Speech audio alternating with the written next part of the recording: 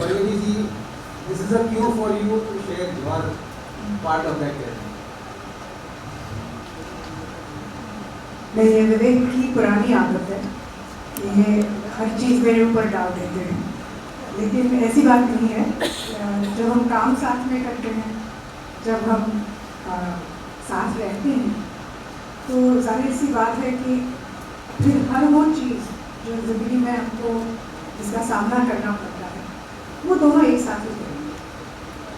लेकिन जहाँ तक कश्मीर का मसला है, जब विवेक मेरे पास आए और मैं बहुत ऑनेस्टली आज आप सबको ये बात बताना चाहता हूँ, मुझे कश्मीर के बारे में पता नहीं। हमारे कई दोस्त हैं, कश्मीरी पंडित दोस्त हैं फिल्म इंडस्ट्री में, लेकिन 32 सालों से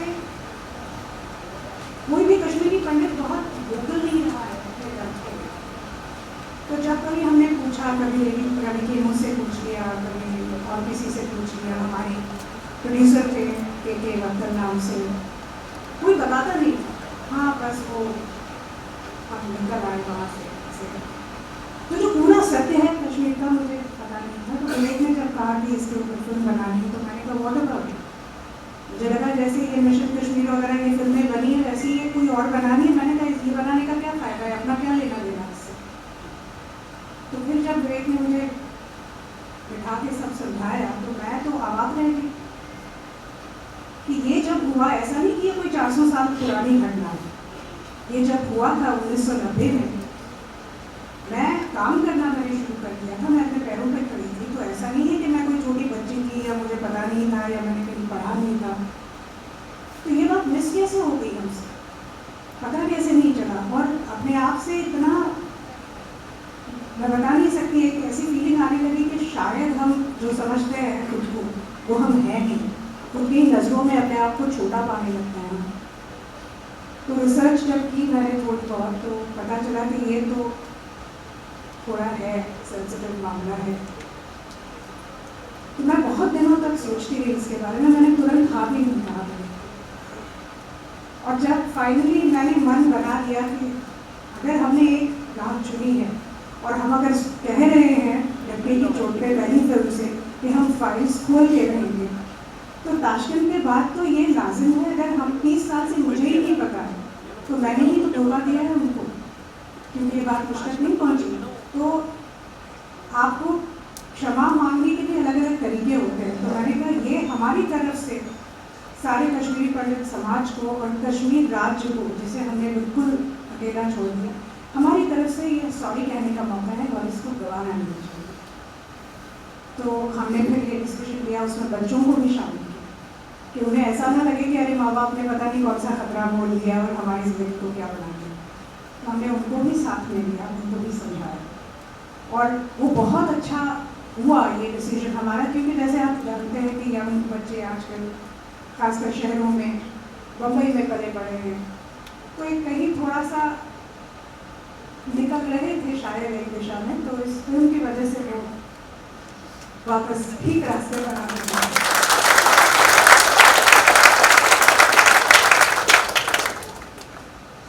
आपने आपके इंटरव्यू में, साक्षात्कारों में कई मरतबा कहा है कि इसका काफ़ी एक्सटेंसिव रिसर्च हुआ। लगभग 3-4 साल आप जगह जगह घूमे, तो फर्स्ट जनरेशन विक्टिम्स थे या जो विटनेसेस थे इस पूरी जीनोसाइड का, तो उनके आपने इंटरव्यूज़ लिए। और मैंने आपकी कुछ वीडियोज़ भी देखे हैं जिसमें आपने पेनफुल जर्नी की, फुल एक्सपीरियंस। ऐसा एक कोई incident stands out in your memory? Actually पहला इंटरव्यू, मतलब everything was terrible, I must tell you. क्योंकि हम जब गए वहाँ उनसे पूछने के लिए, तो हमें पता था कि हाँ इनके पिता की हत्या कर दी थी, लेकिन कैसे की थी ये नहीं पता था। तो हम गए उनके पास, इतना मतलब इतना स्वागत हमारा किया उन्होंने। कश्मीरी पंडितों में एक हाँ हॉस्पिटैलिटी के लिए तो वो जाने जाते हैं, और उनका एक कुछ ऐसा खास रिचुअल है कि जब टेबल पे वो खाना रखते हैं तो उसमें कुछ 7 या 9 रंग वो टेबल पे दिखने चाहिए, ऐसा कुछ एक कस्टम है। तो सारी डिशेस उनकी जो भी हैं, वो दम आलू से लेके और राजमा और याखनी से लेके सब कुछ था वहाँ पे, और हमें नाम बता रहे थे कि ये है ये है। बड़े प्यार से हमें खाना खिलाया उन्होंने, खूब गप्पे हुई, सब हुआ। फिर हमने कहा चलिए इंटरव्यू के लिए बैठते हैं। तो मैंने कहा मुझे पता है आपके पिता की हत्या हुई थी, तो हम लोग बचपन से शुरू करेंगे। तो काफ़ी अच्छा रहा बचपन हमारा। हमारे जो नेबर्स थे बहुत प्यार से हम लोग रहते थे। शिवरात्रि पे वो हमारे यहाँ आते थे, हम ईद पे उनके यहाँ जाते थे, वो सब हुआ। और फिर मैंने कहा वो इंसिडेंट बताइए मुझे। और वो इंसिडेंट बिल्कुल मतलब एक्सप्रेशन नहीं थे उनके चेहरे पे जब वो बात करने लगी इसके बारे में। उन्होंने कहा कि मेरे पिताजी को पहले तो गोली मार दी थी, और जब वो मर गए तो उनके शरीर के 50 टुकड़े किए गए और एक बोरी में भर के जेलर में फेंक दिया। और 2-3 दिन बाद जब वो बोरी ऊपर आई तो उसमें शायद उनका कोई आठ कार्ड था या कुछ था, उसका एक कुछ कोना मिल गया, इसलिए पता चला कि हाँ ये इनके शरीर के हिस्से हैं। अब आप सोचिए कि जिनके साथ हमने कुछ देर पहले खाना खाया हो, जिनके परिवार के साथ हम लोग मिले हैं, चाय पी रहे हैं, डिजर्ट्स खा रहे हैं, मिठाई खाई उनके साथ, और उनकी जीवन में इतनी पीड़ा होगी ये हमने कभी कल्पना भी नहीं की। और ऐसे एक के बाद एक मतलब आपकी कल्पना के बाहर है कि हत्या तो मतलब बहुत ही मामूली शब्द लगता है उसके सामने। अगर मैं कुछ और थोड़ा सा बताऊं, अगर किसी को तकलीफ ना हो यहाँ पे, तो एक इंटरव्यू में एक महिला ने हमसे कहा कि उनके पिताजी को गोलियों से भून दिया था पुलिस, और सीधा पुलिस उनको पोस्टमार्टम के लिए ले गई। तो पोस्टमार्टम किया उनका और बॉडी वापस मिली तो जगह जगह गोलियों के निशान थे, और पोस्टमार्टम करने के बाद वो सिलाई भी ढंग से हुई नहीं थी, तो सब अंदर के ऑर्गन्स दिख रहे थे। और वो इतनी रो रही थी जब वो ये बता रही थी, और मुझसे कहने लगी कि अपने पिता को कभी किसी भी लड़की ने अपने पिता को कभी विवस्त्र नहीं देखा होगा, मुझे देखना पड़ा क्योंकि मुझे उनके अंतिम संस्कार के लिए उन्हें मिलाना है, और तब ये मैंने सब देखा। तो ये ऐसे रोज 3-4 अलग अलग जगह से ऐसी दर्दनाक पीड़ादायी चीज़ें हम लोग सुन रहे थे कि ये जब किस्सा मैंने सुना तो मैं मेरे कैमरे के पीछे थे, वो महिला बैठी थी, उनके पीछे ही कैमरा था जो मेरे ऊपर था, मेरे उसके पीछे बैठे हुए थे। तो मैं ऐसा इशारा करने लगी कि मुझे ऐसा लगा कि मैं शायद सांस नहीं ले पा रही हूँ, इतनी घुटन मुझे महसूस होने लगी। और मैंने कहा रहने तो मुझसे नहीं हो रहा इंटरव्यू, और मैं उठ गई ऑलमोस्ट, और फिर एकदम से बैठ गई मैं, क्योंकि मुझे ऐसा लगा कि मैं ये सुन के सहन नहीं कर पा रही हूँ कि महिला उसमें 30 सालों से यही जख्म अपने दिल में लेके वो जी रही है, और सिर्फ जी रही है, वो इसका क्लोजर भी नहीं मिला है क्योंकि किसी को सजा नहीं हुई है। उनके पिता के साथ जिन्होंने ये किया है कोई भी गया नहीं है, जेल FIR नहीं है, कुछ नहीं है। और आज 32 साल हो गए इस बात को, ये सारे जख्म लेके जब वो बैठे हैं इतने दिनों से, और किसी ने सुना तक नहीं उनको। और हम लोग भारत की इतनी महानता की बात करते हैं, हम विश्वगुरु अपने आप को कहलाने की कोशिश कर रहे हैं, और ये क्या किया है हमने अपने ही देश में। तो बहुत ही आप उनके पूरे कथारसिस का एक माध्यम बने, और वो मतलब हर एक व्यक्ति में, चाहे वो महिला हो या पुरुष हो, सबने हमसे एक बात जरूर कही कि रोना उनको इस वजह से नहीं आ रहा था कि वो वापस उन्हें याद आ रहा था सारा, वो तो है ही खैर जख्म, एक बहुत गहरा जख्म है, लेकिन कहना उनका ये था कि पिछले 32 साल में किसी ने हमसे आके इस तरह से पूछा ही नहीं जैसे आप पूछ रहे हैं, और इसीलिए वो आंसू निकल रहे थे।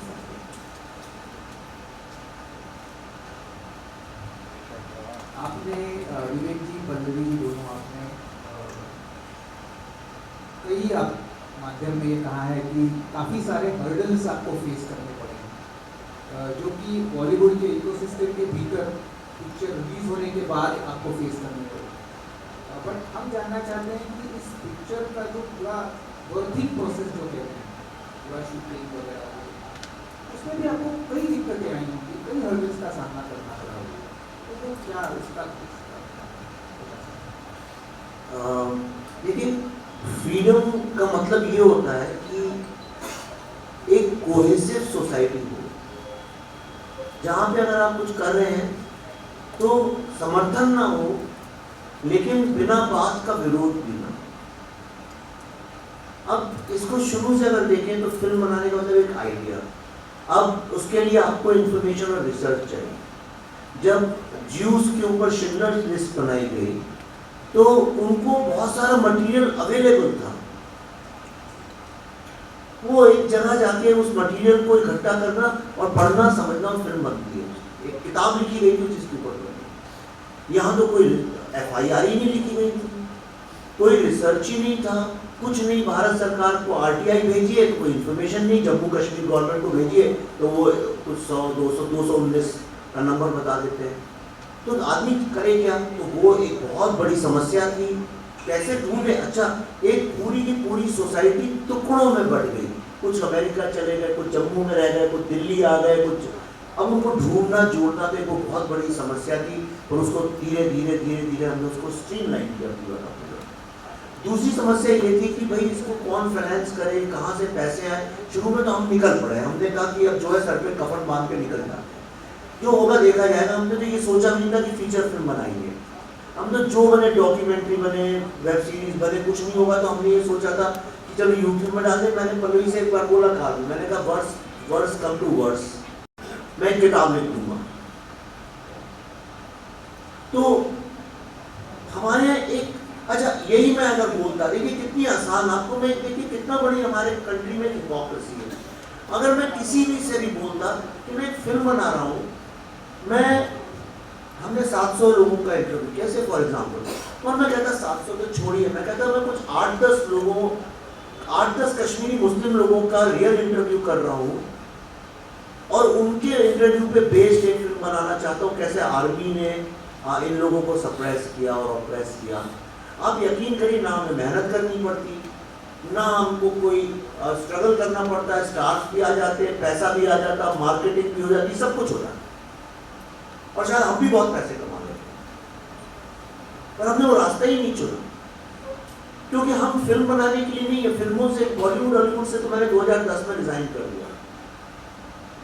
देवेंद्र मेरे को तब से जानते हैं, इनसे मेरा बड़ा प्रेम का भी रिश्ता, और जब हम कोई नहीं जानता था मुझे, तभी मुझे जानते, तो इसलिए गवाह है, इसलिए मैं बोल रहा हूँ। ये ना सोचे मैं आज बोल रहा हूँ ये बात। तो मैंने तो ये तय ही कर लिया था कि मेरे को ये सब में पढ़ने की, मैं भारत की जो कहानियां कोई भी बताने में डरता है, वो कहानी में बताऊं।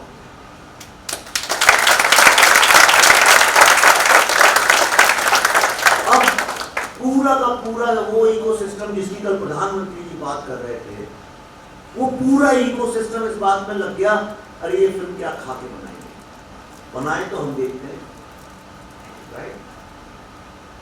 उसके बाद फिर सोशल मीडिया का जमाना है, तो पहले आपको पर्सनल होता, सोशल मीडिया में आपको ओपनली थ्रेट्स आने लगती हैं, गालियां मिलने लगती हैं, नफरत मिलने लगती है। और हमारे केस में वो नॉर्मल ट्रोलिंग नहीं थी, जो एक नॉर्मल ट्रोलिंग तो मैं बड़े अच्छे से हैंडल कर सकता हूँ।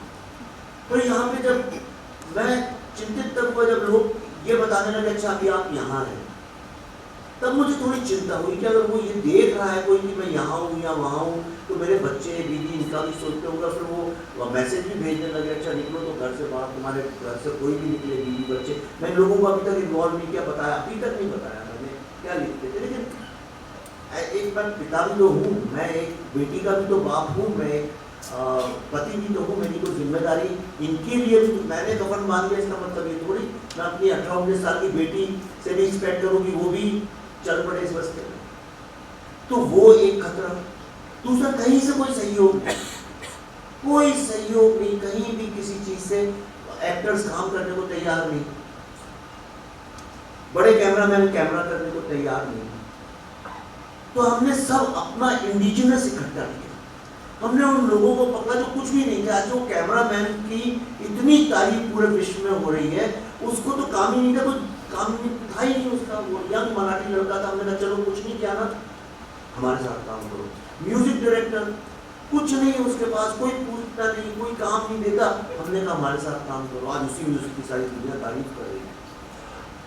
तो ऐसे लोगों को किसी तरह से किया, फिर पैसे नहीं थे।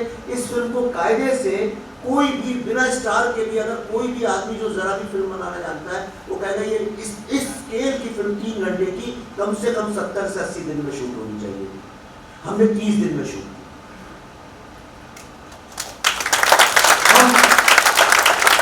कश्मीर गए, कश्मीर में हमने सोचा कि चलो कश्मीर आए तो यहाँ के लोगों को तो समझे, ऐसा नहीं भाई है तो अपने बच्चे हैं, तो अपने देश में रह तो रहे हैं, वहाँ पे ब्रेन वॉश्ड हैं, इस्लामिस्ट हो गए, जो भी हो गए, जब उनसे बातचीत तो करें, देखें क्या होता है। उनको हमने खाने पे बुलाया, हमारे साथ बैठे, उनमें एक लड़की भी थी वहाँ की जो कि बहुत अच्छी थी, जो अपने को मानती थी कि मैं भारतीय हूँ, थी मुस्लिम लड़की, पर वो उसको ऐसा नहीं था कि ये अलग है। और बातचीत में वहाँ हर कोई बोलता है इंडिया, ऐसे यूज करते हैं। पर अगर आप थोड़े से संवेदनशील हैं तो आप कॉम्प्रोमाइज कर ले तो आपको समझ आएगा क्यों बोलते हैं, क्योंकि सब 1990 के बाद पैदा हुए। इनको बताया ही नहीं गया कि भारत और कश्मीर का क्या रिश्ता है। तो उसके खिलाफ सब हो गए। अगले दिन उसको 4-5 दिन के लिए भागना पड़ा छोड़ के शुरू। फिर मेरे ऊपर फतवा इशू कर दिया। अब फतवा इशू करने का मतलब है दोबारा कश्मीर भी नहीं जा सकता हूँ, और यहाँ पे भी सोच सोच के चलना पड़ता है, क्या करें क्या नहीं करें। फिर मार्केटिंग कैसे करें, डिस्ट्रीब्यूट, आपने तो अपनी आंखों से देखा है। आज देखिए मैं चिल्ला चिल्ला के कह रहा था इस फिल्म को, ये बड़े बीच कैंडी की फिल्म नहीं है, ये तो नासिक, रतलाम, ऐसे छोटे मोटे शहरों में लोगों को देखने की फिल्म है। ये हर भारतीय को देखने की फिल्म है, किसी को विश्वास ही नहीं था। 400 स्क्रीन, यानी बॉलीवुड की बी ग्रेड फिल्म भी जो होती है वो 1,500 स्क्रीन पर रिलीज होती है। ये कश्मीर है लोगों के दिमाग में, ये जो स्टैब्लिशमेंट है पूरा, मैं ये नहीं कह रहा सिर्फ बॉलीवुड का, मीडिया का। फिर मीडिया, मैं गिड़गिड़ा के लिटरली बोल रहा हूँ, सत्य बोल रहा हूँ, सरस्वती की साक्षी मान के बोल रहा हूँ, गिड़गिड़ा के मैंने कहा प्लीज प्लीज इसको आप थोड़ी स्पेस दो, लोगों को पता तो चले कश्मीर फाइल्स नाम की फिल्म आ रही है। और एक बार पता चलेगा तो देखिए लोग कैसे उमड़ेंगे, तैयार नहीं। और अब फिल्म सक्सेसफुल होगी तो वही जनाब जो थे कल मेरे जान के पीछे पड़ गए कि आपको इंटरव्यू करना ही पड़ेगा मेरे साथ। मैंने कहा मैं आपके साथ नहीं करूंगा। आप देखिए तो हिपोक्रेसी की सीमा तो देखिए। मैंने कहा आपके साथ नहीं करूंगा। उनके यहाँ एक लड़की थी, कश्मीरी पंडित लड़की, मैंने कहा मैं इसके साथ करूँ। वो मेरे कई दिन से पीछे पड़ी थी, उसके साथ तय हो गया, ये कल ही की बात है, यस्टरडे, कल उसके साथ तय हो गया, वो तैयार होके आ गई। कुर्सी में हम अनुपम की पल्लवी बैठ गए, वो बैठने आ रही थी, उसको जबरदस्ती वापस बुला लिया गया। और जो महाशय करने को उन्होंने, मैंने जब मैसेज भेजा कि मैं दिल्ली 2-3 दिन पहले, मैंने कहा अच्छा भाई तुम, हम जब मांग रहे थे तुम नहीं दे रहे थे, अब तो फिल्म थोड़ी चल पड़ी है तो आप क्यों नहीं कर लेते। उन्होंने बोला मैं दिल्ली में नहीं हूँ। तो मैंने कहा आप दिल्ली में नहीं है पर आपका इंडिया ट्रिप, सॉरी आपका ऑफिस में नहीं है।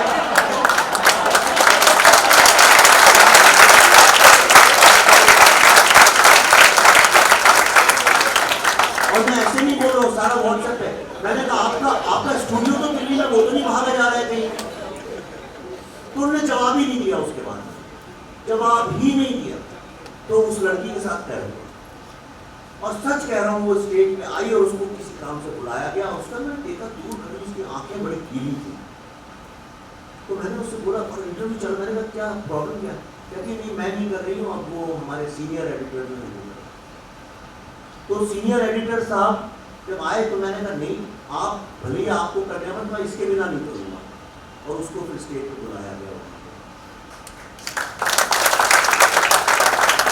अब पूरा भारत टूट टूट के फिल्म देख रहा है, किसी को कोई आपत्ति नहीं, कोई डिवाइडेड ओपिनियन नहीं है। जो भी 80 साल की महिलाएं भी देख के आ रही है, रो रही है, बच्चा भी रो रहा है। आज तो मुझे इतने सारे लोगों से फोन आए जिन मैं कल्पना भी नहीं कर सकता, वो भी रो रहे हैं, हर व्यक्ति रो रहा है। अब तो छत्तीसगढ़ में कांग्रेस के चीफ मिनिस्टर आज शाम को देख रहे हैं, और मैं उनके वीडियो कल पोस्ट करूंगा, वो भी रोएंगे।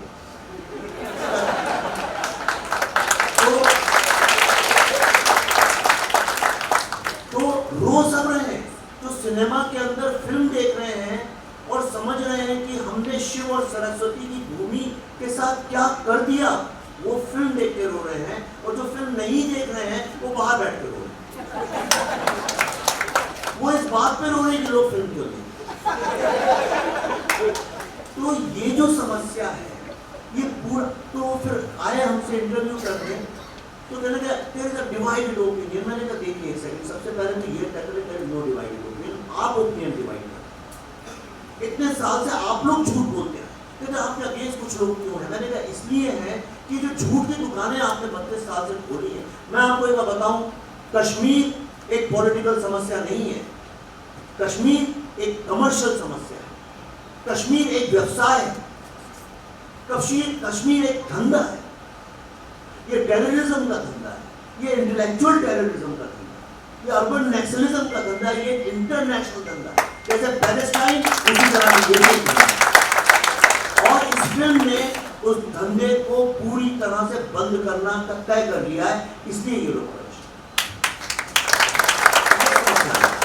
इसी का विवेक की धागा पकड़ के आपने कश्मीर को 370 अनुच्छेद के पहले भी देखा है, 370 अनुच्छेद जाने के बाद भी देखा है, कई आपने वहाँ पे एक्सप्लोरेशन किए, तो क्या फर्क महसूस होता है और इसका आगे चल के ये पूरे डायलॉग में क्या इसका योगदान है?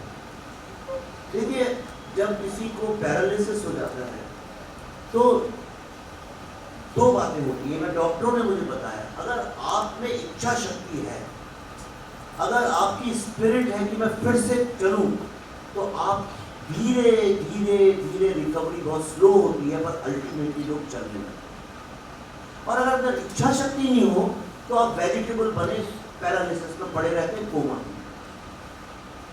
चलिए मान लीजिए कश्मीर का जो भी हुआ, पर 60-70 साल से कोई इच्छा शक्ति ही नहीं थी उसके लिए कुछ करने की, तो वो एक पैरालाइज्ड वेजिटेबल की तरह पड़ा था। भारत के लोग भी भूल गए थे। हमें तो ये भी नहीं समझ में आता था कि अफगानी जुबान अलग है और कश्मीरी अलग है। हम तो हर किसी को जो ऊपर का मानने लगे थे कि कश्मीरी।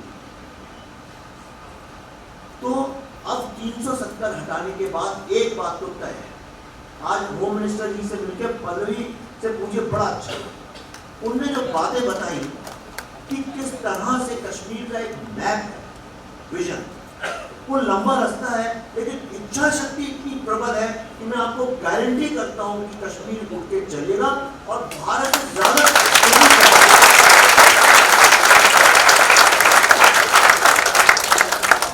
प्रधानमंत्री जी ने मुझसे एक ही बात बोली, उन्होंने बोला कि अगर हम सबकी चेतना फिर से जागृत हो जाए तो कश्मीर, मेरा ऐसा विजन है कि पूरे विश्व में ह्यूमैनिटी और वननेस का सबसे बड़ा एग्जाम्पल बनाते छोड़ेंगे।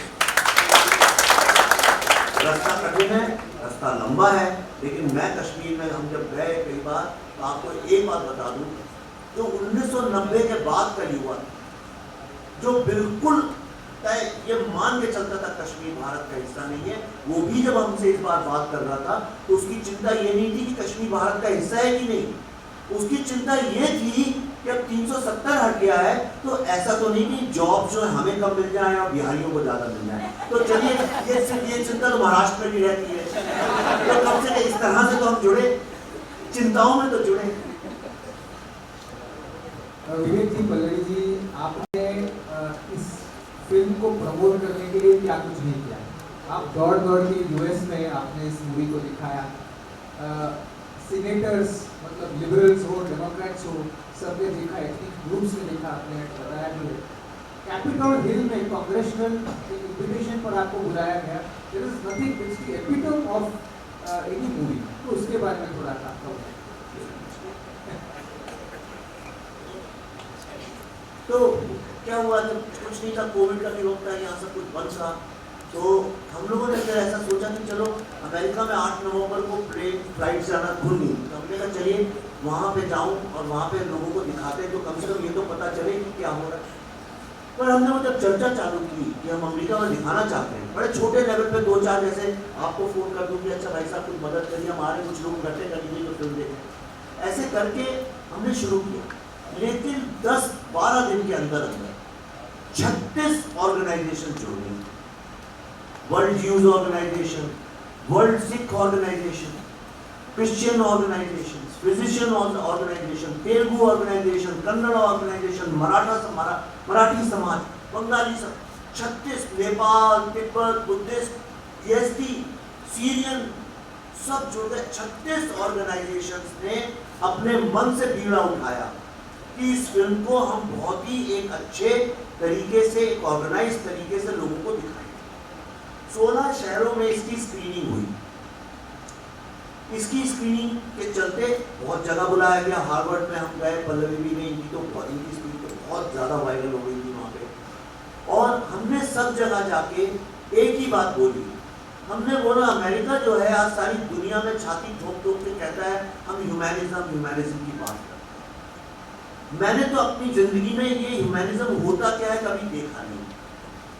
दुनिया तो बटी ही हुई है, लेकिन मैंने एक चीज जरूर देखी है कि वननेस क्या होता है। और ये वननेस जो है कश्मीर से निकला हुआ शैविज्म का कॉन्सेप्ट है। और इस तरह से हमने इस बात को सब जगह वहां पे बहुत प्रचार किया कि इंडिया की वैल्यूज क्या है और क्यों कश्मीर सारे विश्व के लिए इम्पोर्टेंट है। वहां पे कैपिटल हिल में पहली बार, सिनेमा तो छोड़िए, पहली बार इतिहास में ऐसा हुआ कि 2 फिल्म मेकर्स को बुला के कांग्रेचुलर रिसेप्शन दिया गया। और वहां पे जो कांग्रेसमैन थे, कुछ डेमोक्रेट कांग्रेसमैन थे, जो पहले फ्री कश्मीर की जो कैंपेन चालू हुई थी एब्रोगेशन 370 के बाद, उसमें काफी उन्होंने एक्टिविज्म की और हमारी भारतीय मूल के भी हैं उनमें से। उन सबको कैपिटल हिल में, जिसको कि पावर और डेमोक्रेसी का सबसे बड़ा टेंपल माना जाता है, वहां पे उनको स्पीचेस में ये एडमिट करना पड़ा कि yes it was a genocide.